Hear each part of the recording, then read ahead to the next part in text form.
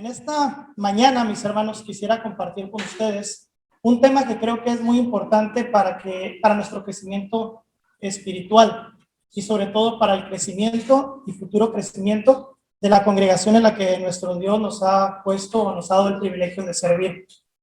Hace algunos días, mi madre, en una de las pláticas que tenía con ella en una de las cenas, ella me preguntaba y me decía, ¿por qué será que algunas congregaciones reciben miembros, Dios les bendice con nuevos elementos, tanto de hombres y de mujeres? Dios añade a la iglesia a los que deben de ser salvos, pero lamentablemente no permanece.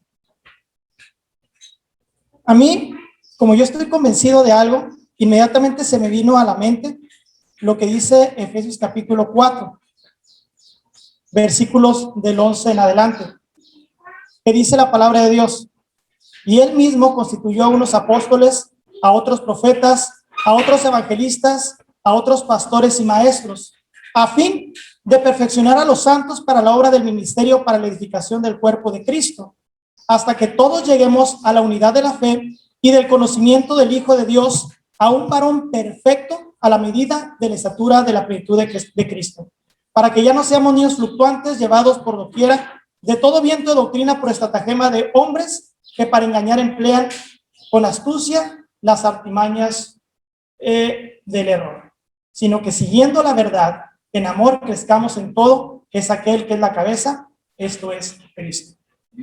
Mi respuesta fue muy sencilla. Mi respuesta es que la mayoría de las congregaciones de las iglesias de Cristo no se encuentran completas, no se encuentran perfectas, porque perfecto significa completo. ¿Esto qué quiere decir? Que se tiene predicador, pero no se tiene maestro. Se tiene maestro, pero no se tiene predicador. Se tienen evangelistas, pero no se tiene predicador o maestro. Se tienen maestras de niños, pero no se tiene maestro para los padres de familia. Entonces, creo que el Espíritu Santo es sumamente sabio porque es Dios y Él quiere que su iglesia esté completa, esté perfecta. Hay congregaciones que tienen evangelistas y esos evangelistas atraen a nuevas almas a la iglesia, son bautizadas por el evangelio que se les predica, pero lamentablemente no hay un hermano el cual se encargue de alimentar a estos nuevos miembros, por lo cual hay debilidad espiritual y terminan yéndose. A veces nosotros hacemos promesas que no debemos de hacer y terminan también posiblemente sintiéndose mal y terminan también yéndose. Pero el día de hoy, mis hermanos, esto es lo que yo creo, esto es lo que estoy convencido, que nosotros tenemos que luchar y tenemos que visualizar una congregación en la que existan todos los elementos necesarios para que sea una iglesia próspera y una iglesia que vaya en crecimiento constante.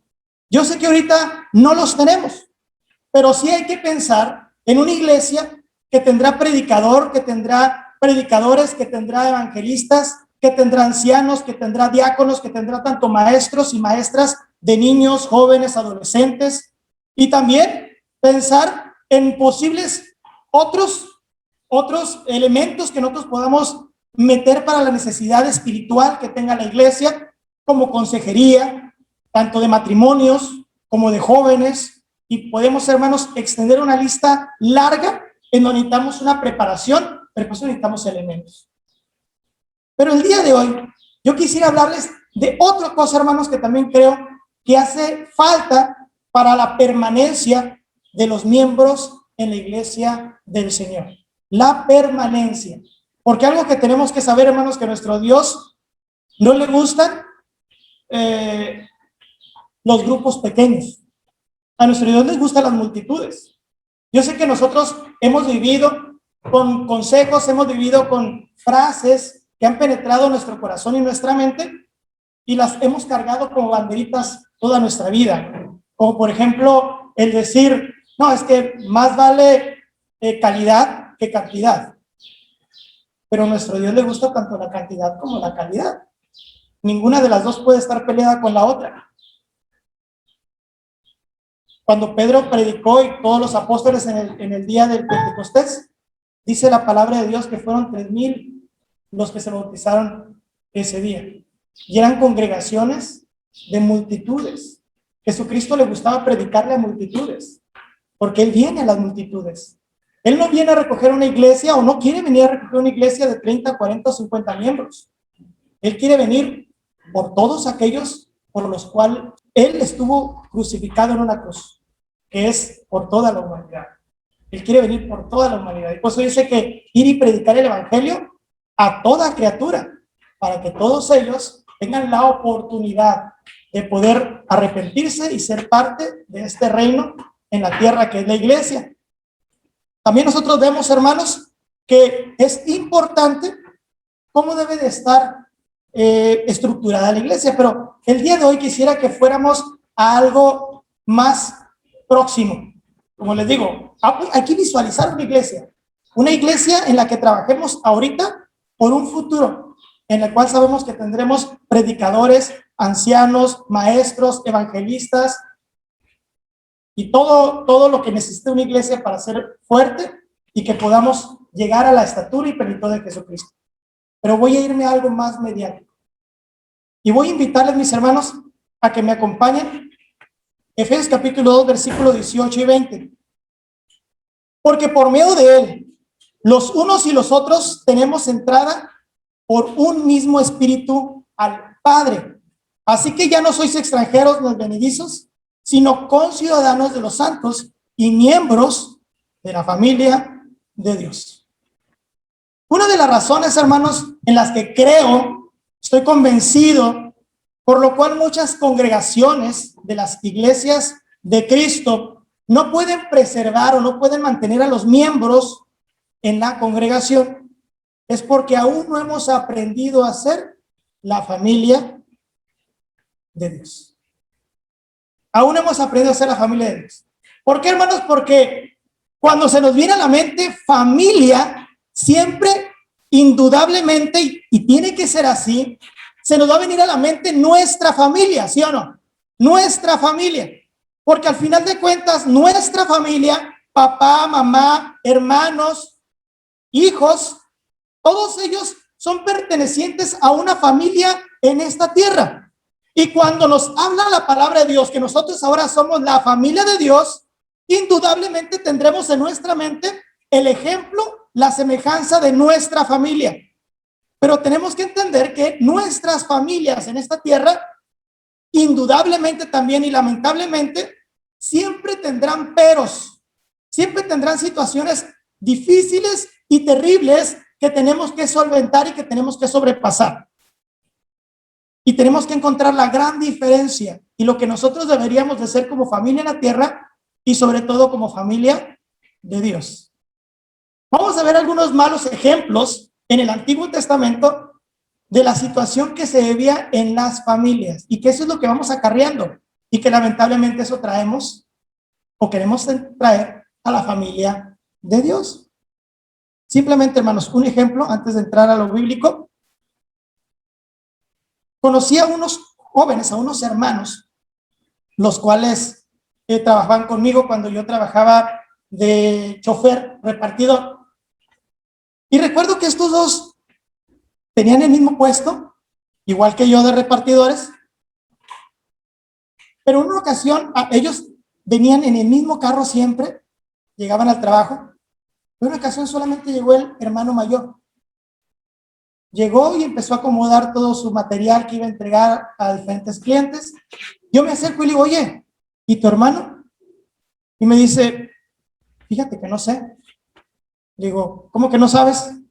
Me dice, no, yo fui como todas las mañanas, le toqué a su puerta, no me contestó, entonces no va a ir, me subí al carro y me vine a trabajar, a lo mejor más tarde llega, y no llegó. Entonces ya no le pregunté a él, le pregunté a nuestro jefe, le digo, oye, ¿y el hermano de él? Ah, está de vacaciones. Entonces le digo, oye, ¿vives bajo el mismo techo? ¿Lo traes todos los días a tu casa, a tu trabajo? ¿Y no sabías que tu hermano está de vacaciones? Me dijo, no, pues es que él no me comentó nada. Entonces, nomás imagínense, hermanos, a estos dos jóvenes se les predica el evangelio, vienen a la iglesia, se convierten al cristianismo y les digo, ahora eres miembro de la familia de Dios. ¿Cómo crees que ese hermano va a tratar a sus otros hermanos en la familia de Dios? Voy a invitarles, hermanos, a que me acompañen al libro de Génesis. Y cuando les digo el libro de Génesis, estoy completamente seguro que ustedes saben a qué hermanos primero me voy a referir. A Caín y Abel. Les invito, hermanos, a Génesis capítulo 4. Los primeros dos hermanos pertenecientes a la primera familia en este mundo. Sabemos que desde el versículo 1 nos empieza a hablar de ellos. Les invito, hermanos, a que me acompañen a leer Génesis capítulo 4, versículo 1 en adelante. Dice así la palabra de Dios. Conoció Adán a su mujer Eva, la cual concibió y dio a luz a Caín, y dijo, por voluntad de Jehová he adquirido varón. Después dio a luz a su hermano Abel, y Abel fue pastor de ovejas, y Caín fue labrador de la tierra. Y aconteció, andando el tiempo, que Caín trajo del fruto de la tierra una ofrenda a Jehová, y Abel trajo también de los primogénitos de las ovejas, de lo más gordo de ellas, y miró Jehová con agrado a Abel y a su ofrenda, pero no miró con agrado a Caín y a la ofrenda suya. Y se ensañó Caín en gran manera, y decayó su semblante. Entonces Jehová dijo a Caín, ¿por qué te has ensañado? ¿Y por qué ha decaído tu semblante? Si bien hicieres, no serás enaltecido. Y si no hicieres bien, el pecado está a la puerta. Con todo esto, a ti será su deseo, y tú te enseñorearás de él. Y dijo Caín a su hermano Abel, salgamos al campo. Y aconteció que estando ellos en el campo, Caín se levantó contra su hermano Abel y lo mató. Y Jehová dijo a Caín, ¿dónde está Abel tu hermano? Y él respondió, no sé, ¿soy yo acaso guarda de mi hermano? Y él le dijo, ¿qué has hecho? La voz de la sangre de tu hermano clama a mí desde la tierra. Fíjense, hermanos, qué catástrofe, ¿eh? Fíjense, hermanos, qué situación tan terrible está sucediendo en la primera familia que se ha fundado en la tierra. Adán y Eva, los dos primeros padres, han perdido a uno de sus hijos por culpa de su otro hermano, el hermano mayor. Hay una situación de celos, hay una situación de no entender quizá el por qué Dios aceptó con mayor agrado la ofrenda de Abel, pero la de Caín no. Si nosotros nos vamos, hermanos, al Nuevo Testamento, al libro de Hebreos capítulo 11, la carta a los Hebreos capítulo 11, nosotros vemos cómo dice que por la fe la ofrenda de Abel fue recibida por Dios y no la de Caín. Pero fíjense, hermanos, cómo entra el mal en la vida de Caín, que levanta la mano contra su hermano y termina asesinándolo. Y lo que realmente yo quisiera rescatar mayormente de lo que dice el versículo número 9, cuando Jehová habla con Caín y le pregunta, ¿dónde está Abel tu hermano? Él le responde, no sé, ¿soy yo acaso guarda de mi hermano? Cuando yo le preguntaba a este joven, ¿dónde está tu hermano? ¿Por qué no vino a trabajar? Él simplemente me dijo, no sé. Yo le toqué a la puerta, no me contestó, no abrió, yo me vine a trabajar. Yo me hubiera preocupado. Yo sí me hubiera preocupado, porque a lo mejor está enfermo. Si no me contestó, a lo mejor está tan débil que ni siquiera escuchó el sonido del toquido de la puerta.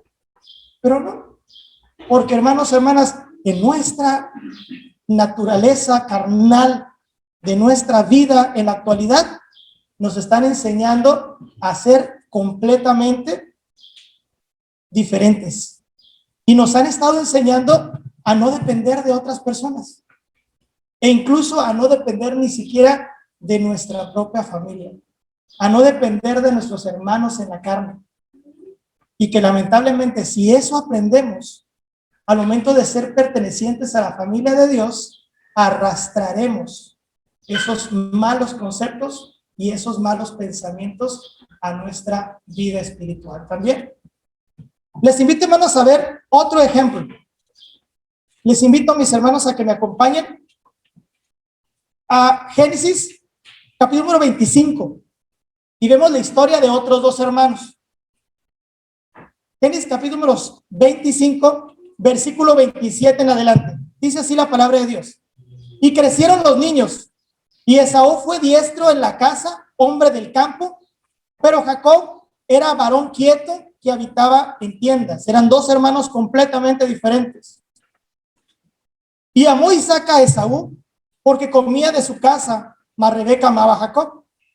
Y guisó Jacob un potaje, y volviendo Esaú del campo cansado, dijo a Jacob, te ruego que me des a comer de ese guiso rojo, pues estoy muy cansado. Por tanto fue llamado su nombre Edom. Y Jacob respondió, véndeme en este día tu primogenitura. Entonces dijo Esaú, he aquí, yo me voy a morir. ¿Para qué pues me serviría la primogenitura? Y dijo Jacob, júramelo, que en este día, y él le juró y vendió a Jacob su primogenitura.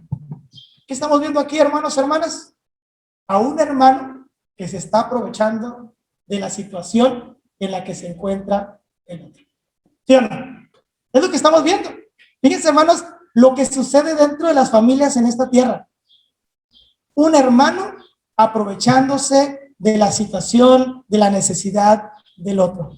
Lo ve con mucha hambre, acabo de hacer un guiso muy rico, a ti ya se te hizo agua a la boca, en este momento yo te puedo dar de mi plato de comida, pero si tú me vendes tu primogenitura, y no tiene ni es más, yo ni siquiera, hermanos, alcanzo a comprender la magnitud de lo que significaba la primogenitura, porque no solamente es saber que naciste primero y ya, sino que tendrías la bendición del Padre, y de ahí en adelante esa bendición te va a seguir por todos los días de tu vida, generación tras generación. Y esto es lo que él le pide.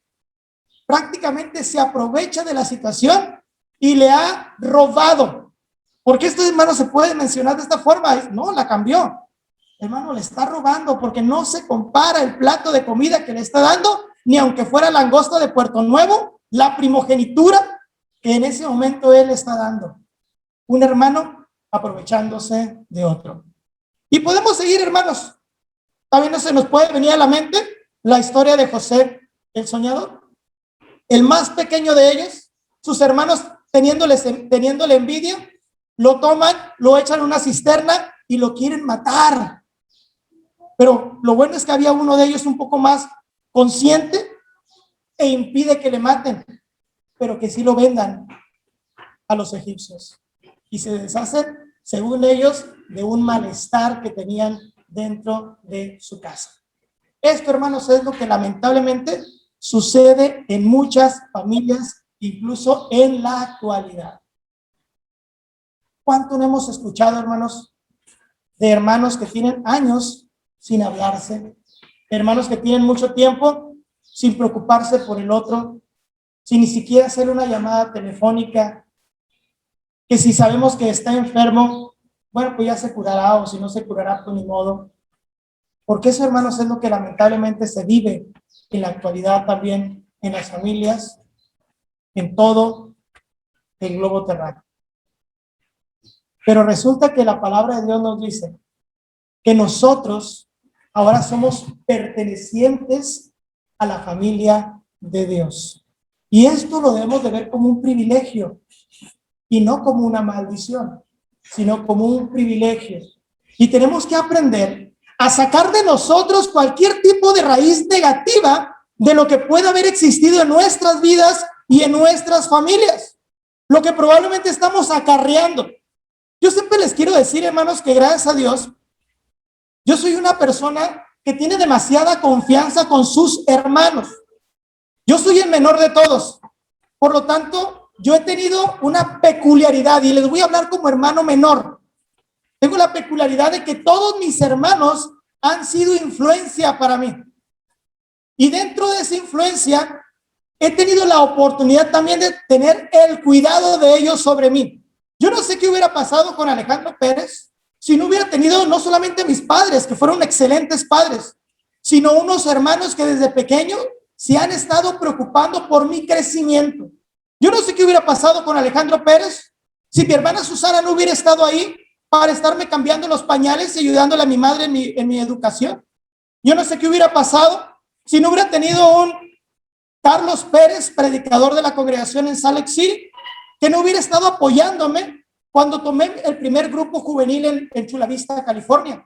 Yo no sé qué hubiera pasado conmigo si no hubiera tenido un hermano como Marco Pérez, el cual siempre ha estado preocupado por mí. Ha sido un poco más alejado, pero cuando me ha visto en necesidad ha estado ahí conmigo. Yo no sé qué hubiera pasado si no hubiera estado Samuel Pérez, que es el que me lleva 6 años, pero es el más próximo a mí, el cual yo lo seguía para todas partes y el cual en muchos momentos fue mi ídolo. Pero saben, hermanos, esa familia me ha enseñado a poder ser familia dentro de la iglesia de mi Señor. Porque les voy a platicar algo, hermanos. En mi vida han pasado situaciones fuertes, situaciones difíciles. Y yo puedo contar historias en mi familia con mis hermanos que me han dado el privilegio de poder traerlo y jalarlo a lo que es la vida espiritual en la iglesia. Y yo les pregunto, hermanos, cuando nuestro Dios miró a Caín y le preguntó, ¿dónde está tu hermano? Seguramente tenemos la certeza de que nuestro Dios sabía dónde se encontraba Abel, sabía lo que había sucedido con él, pero quería que Caín le contestara esta pregunta. ¿Dónde está tu hermano Abel? Y Caín diciéndole, no sé, ¿acaso soy yo guarda de mi hermano? Si yo les preguntara a todos ustedes, hermanos, ¿cuál sería la respuesta que podríamos darle a Caín cuando él dice, no lo sé, ¿acaso yo soy guarda de mi hermano? Decirle a Caín, sí, Caín, tú eras guarda de tu hermano, tú debiste cuidarlo, tú debiste protegerlo, tú debiste enseñarle, tú debiste por todos los medios impedir que algo malo le sucediera. Pero lamentablemente fuiste tú el que levantaste la mano sobre él y lo terminaste asesinando. Esto, Caín, no es parte de la familia que Dios quiere para su iglesia. Esto no lo es. Decirle a Jacob, lo que tú hiciste con tu hermano mayor, de robarle la primogenitura, de quitarle lo que era de él, no es justo. Esto no es lo que Dios quiere para la familia de Dios. Decirle a los hermanos de José, esto no es lo que Dios quiere para la familia de Dios. Es algo completamente diferente. El diseño en la familia de Dios, por lo cual es el diseño también de la vida en la iglesia, es completamente distinto. Yo no sé cómo te ha ido en tu familia, pero si te ha ido mal, si tus hermanos no te trataron bien, no es lo que tú debes de traer aquí a la familia de Dios. Porque créanme, hermanos, hermanas, contestando la pregunta con la cual comencé al principio, ¿por qué es que las iglesias de Cristo no crecen como deberían de crecer? Y que cuando Dios bendice, porque hay un evangelista en la congregación, y que trae miembros para que pertenezcan al cuerpo de Dios, pero no permanecen, es posiblemente, hermanos, hermanas, porque no hemos aprendido todavía lo que es ser familia de Dios. Porque todos nosotros estamos aquí para ser guarda de nuestro hermano. Estamos aquí no para aprovecharnos de él, sino para aprovechar que es nuestra familia y que él aproveche que nosotros somos sus hermanos. Eso, hermanos, es lo que es la definición de lo que Dios tiene en su mente como la familia que él quiere que sea una bendición para ti y para mí como iglesia. Les invito, hermanos, a que me vuelvan a acompañar a la palabra de Dios. Y les invito, hermanos, a que me acompañen a la primera carta de Juan. Primera carta de Juan, capítulo 4. Y veamos, hermanos, lo que Dios quiere para su familia. Y es lo que nosotros debemos de tener en nuestro corazón. ¿Qué es lo que Dios quiere para nuestra familia? E indudablemente esto será una de las grandes virtudes, de las grandes proezas que tenga la familia de Dios, que hará que los miembros que vienen a pertenecer a ella permanezcan porque quieren permanecer en ella. Dice Juan, el apóstol Juan, en la primera carta, en el capítulo 4, versículo 7, lo siguiente: amados, amémonos unos a otros, porque el amor es de Dios, y todo aquel que ama es nacido de Dios y conoce a Dios. Todos los miembros de la familia de Dios, ¿de dónde hemos nacido? Recordemos, hermanos, lo que nos dice la palabra de Dios con el mismo escritor, pero en el Evangelio según Juan capítulo 1. Recuerdan que en uno de sus textos dice que a los que hemos creído en él, porque a los suyos vino y los suyos no le recibieron, pero los que le recibimos, nos ha dado potestad de ser llamados hijos de Dios. Hijos de Dios. Y si somos hijos de Dios, no somos hijos de Dios nacidos de mujer o nacidos por sangre, sino por medio del sacrificio del Señor Jesucristo. Entonces somos nacidos de Dios. Dice, y todo aquel que ama es nacido de Dios y conoce a Dios. Entonces, una de las virtudes que tiene la iglesia, que tiene la familia de Dios, es que los hermanos se aman los unos a los otros. Es sencillo, se escucha, ¿verdad? Se aman los unos a los otros. Y esto, hermanos, créanme que en la actualidad en las familias en esta tierra, no me atrevería a decir que está faltando bastante. Está faltando bastante, porque yo les puedo poner los ejemplos que vimos ahorita. ¿Ustedes creen que Caín amaba a Abel? Por supuesto que no.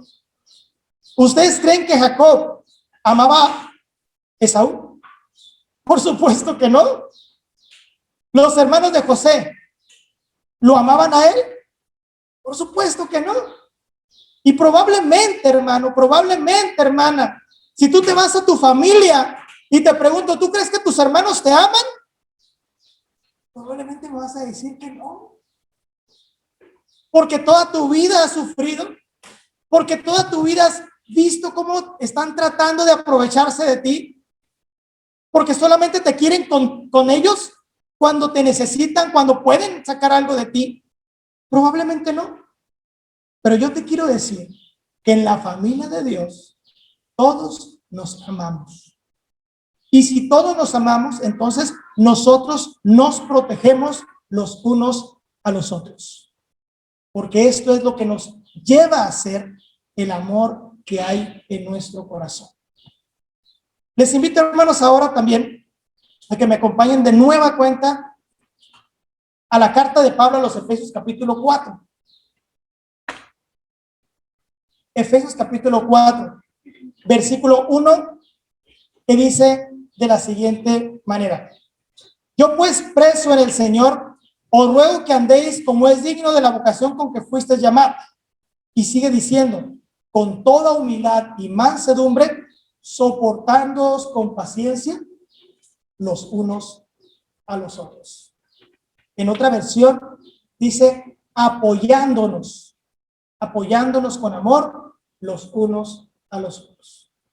Esto es lo que Dios quiere cuando habla acerca de su familia. Que nosotros tengamos la facultad de poder apoyarnos, de poder soportarnos, de poder estar ahí para cuando un hermano está a punto de caer, que tenga en dónde poder sostenerse. Esto, hermanos, hermanas, es lo que Dios quiere para su familia. Les invito, hermanos, a otro texto bíblico, Hechos capítulo 4, y vemos, hermanos, lo que Dios sigue queriendo para su familia. Hechos capítulo 4, versículo 32 dice de la siguiente manera: y la multitud de los que habían creído eran de un corazón y un alma, y ninguno decía ser suyo propio nada de lo que poseía, sino que tenían todas las cosas en común. Esto, hermano, que habla el escritor Lucas cuando describe la iglesia en el primer siglo, es algo completamente enorme. No olvidemos, hermanos, que Lucas era médico. Entonces Lucas, por la ciencia que él conocía, tenía el conocimiento, válgame la redundancia, tenía el conocimiento de los órganos que hay dentro del cuerpo. Por lo cual conocía muy bien la función del corazón. Y dice que todos los que habían creído, todos los que ya pertenecían a la familia de Dios, ¿cuántos corazones tenían? ¿Cuántos corazones palpitaban en esa congregación? Si yo les preguntara el día de hoy, hermanos, ¿cuántos corazones están palpitando el día de hoy? Yo tengo uno, la hermana Geraldina tiene otro, mi mamá tiene otro, el hermano tiene otro. Son varios corazones los que están palpitando. Pero fíjense, hermanos, cómo Lucas está hablando. Dice que los que habían creído eran de ¿cuántos corazones? De un solo corazón. ¿Cuántos corazones estaban palpitando en la iglesia de Cristo en el primer siglo? ¿Cuántos corazones estaban palpitando en el corazón de la familia de Dios del primer siglo? ¿Saben cuántos? Solamente uno. Uno solo palpitaba. El sentir era el mismo. El apoyo hacia el otro hermano era el mismo. No había entre ellos, dice la palabra, y seguimos leyendo, no había entre ellos ningún necesitado. No había un hermano que se aprovechara del otro. No había un hermano que quisiera levantar la mano para matar al otro. No había un hermano que se levantara para poder vender y que se vaya de la congregación ese hermano. Sino que todos querían permanecer juntos. Y esto, hermanos, es lo que debe de existir en una familia. Que realmente permanezcamos juntos, unánimes, unánimemente, un mismo corazón y una misma alma. ¿Y saben qué, hermanos? ¿Ustedes creen que cuando uno encuentra una familia así, cuando viene de otros lugares donde ha vivido terribles situaciones, donde sus padres no los han podido ayudar en la educación que deben de tener, tanto secular como también lo que tiene que ver con la enseñanza dentro del hogar? Cuando vienen de una familia donde el hermano está buscando hacerle daño al otro y de repente encuentran una familia como la familia de Dios, en donde se aman unos a otros, donde se apoyan unos a otros, donde se dan cuenta que no hay necesitados entre ellos porque ninguno dice ser suyo de lo que poseía, sino que está dispuesto a darlo al otro. ¿Ustedes creen que esa persona, después de conocernos, y si somos así, se vaya a querer ir? ¿Saben, hermanos, cuál es el mejor evangelio que nosotros podemos presentar a la humanidad? ¿Saben cuál es el mejor evangelio que nos podemos presentar? Y no estoy hablando acerca de cambiarlo. El mejor evangelismo que nosotros podemos hacer en esta tierra es presentar la familia de Dios. Ese es el mejor evangelismo que nosotros podemos hacer. Que lo que digamos realmente sea cierto, porque nuestros hechos lo están demostrando. Porque el amor que hay en la hermandad es tan grande que alcanza también a los visitantes, que cuando lo ven, no quieren salir, no quieren dejar de estar en él. Les invito, hermanos, a leer un último pasaje bíblico que se encuentra en el libro de Hechos, capítulo 2, versículo 43 en adelante. Esto, hermanos, es la clave del éxito de Cristo en el primer siglo y puede ser y debe ser la clave del éxito para la iglesia en el siglo XXI. Dice, y sobrevino temor a toda persona, y muchas maravillas y señales eran hechas por los apóstoles. Y todos los que habían creído estaban juntos y tenían en común todas las cosas. Y vendían sus propiedades, sus bienes, y lo repartían a todos según la necesidad de cada uno. Y perseveraban unánimes cada día en el templo, y partiendo el pan en las casas, comían juntos con alegría y sencillez de corazón, alabando a Dios y teniendo favor con todo el pueblo. Y el Señor añadía cada día los que habían de ser salvos. ¿Saben por qué, hermanos, el Señor añadía cada día los que habían de ser salvos? Porque estaban realizando el mejor evangelismo que había y puede haber, que es ser una familia. Ser una verdadera familia como la que Dios quiere, donde se aman, donde se preocupan los unos por los otros, donde se busca el que esas personas se queden y no se vayan a otro lugar, porque no va a haber otro lugar mejor que la familia de Dios. Y esto, hermano, hermana, te va a ayudar para que tú puedas comprender de qué manera tienes que tratar a tus hijos, de qué manera tienes que educar a tus hijos para que puedan vivir como realmente tienen que ser, como hermanos. Debería de ser que esa familia sea el ejemplo para la familia de Dios. Pero lamentablemente en nuestra actualidad esto no se puede. La familia de Dios tiene que ser un ejemplo para las familias en esta tierra. Y por ejemplo, hermanos, ahorita yo les platiqué lo que mis hermanos en la carne hacen por mí como hermano menor. Entonces yo estoy esperando que si acaso yo tengo alguna dificultad, alguno de ustedes me diga: Alejandro, te veo un poco triste, ven, quiero hablar contigo. Porque estoy convencido de que esta familia es la familia de Dios. Y estoy convencido que esta familia de Dios se ama uno al otro, se cuida uno al otro, se apoya uno al otro y está dispuesto a dar lo que se tenga que dar sin, dicen que sin tocarse el corazón, pero tocándose el corazón, porque allí emana todo para poder apoyar a tu otro hermano o hermana. En eso estoy convencido. Entonces, hermanos, yo sé que somos una iglesia que sigue estando en crecimiento y nos falta muchísimo, así yo lo veo, yo lo visualizo, nos falta probablemente muchísimo para poder llegar a ser la iglesia estructurada como la palabra de Dios lo quiere, pero nos vamos a tardar más si no nos ponemos a visualizarla. Y les comentaba, hermanos, necesitamos una iglesia bien visualizada, escrituralmente hablando, donde sepamos que necesitamos predicadores, evangelistas, ancianos, diáconos, necesitamos maestros de niños, adolescentes, jóvenes, todo eso lo necesitamos. Pero el día de hoy quise irme a algo más mediático. Lo que necesitamos primero ser una familia, pero una verdadera familia, la familia de Dios, que haga que ningún miembro quiera irse a otra parte, sino que quiera permanecer junto con nosotros, porque nosotros queremos que permanezcan con nosotros. Y vamos a hacer lo posible y hasta lo imposible por lograr que cada miembro de esta congregación, que Dios le dé el privilegio de permanecer en ella, se quiera quedar y no se vaya jamás. Porque de una familia jamás te vas. En una familia te quedas, permaneces para apoyar y que te apoyen.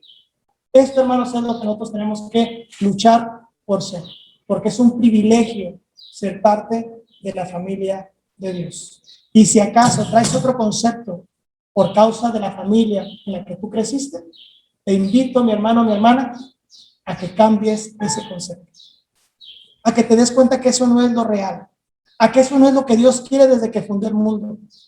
Dios quiere que seamos una familia en la que sepamos que un hermano te necesita, igualmente tú lo necesitas.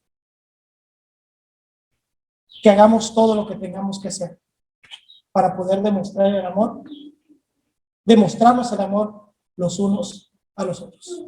Gracias, mi hermano, gracias, hermana, por tu atención. Que el Señor te bendiga y que nos permita ser la familia de Dios, la familia que Él quiere y que tiene en su mente y en su corazón. Dios te bendiga.